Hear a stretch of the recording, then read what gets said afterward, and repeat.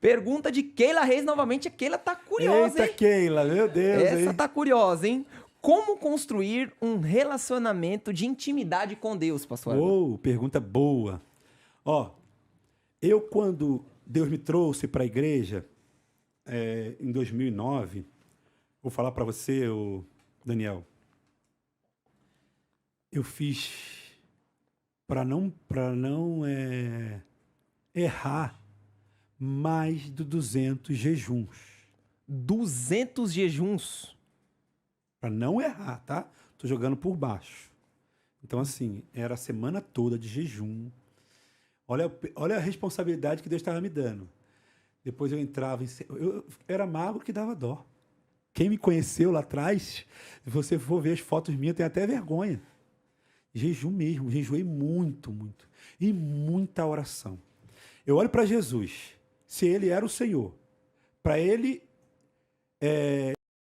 ser o mundo, ele precisava de orar, ainda que não precisasse, né? Ele orava, ainda que ele não precisasse, porque nos nossos olhos humanos ele era o dono de tudo, né? Ele era o filho de Deus, mas ele deu um exemplo de oração. O crente só tem intimidade com Deus e você precisa ter a sensibilidade para ouvir a voz de Deus no tempo certo. Porque às vezes a pessoa sente e ouve o que Deus está falando, mas ele não quer dar crédito, entendeu? Então, assim, para ter um relacionamento melhor com Deus, primeiro é oração, depois jejum. Então, juntando jejum com oração, dá uma coisa muito boa. Combinação para ter E uma melhor outra intimidade. também, deixa eu te falar uma coisa. Frequentar os cultos, né? Estar um culto, porque às vezes as pessoas querem ser crente de Cristo em casa.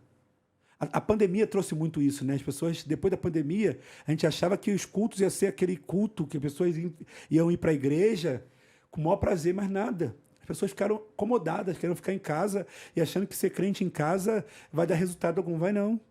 A palavra diz que os caminhos do Senhor estão no santuário.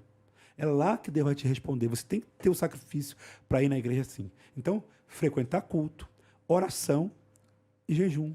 Eu até ia colocar isso na mesa também, pastor. A presença da internet ela é muito importante, mas ela não pode ser o ponto determinante da pessoa para poder congregar, né? Tem gente que tá congregando em casa só vendo live, De pastor. maneira nenhuma, né? E será que só vê live mesmo? Porque ela está mais tempo ali na rede social, né? Na Netflix, no YouTube, do que assistindo culto, porque você é atraído por aquilo ali. Entendeu? Então, assim, o crente tem que estar na igreja. Todo crente ele tem que estar na casa de Deus.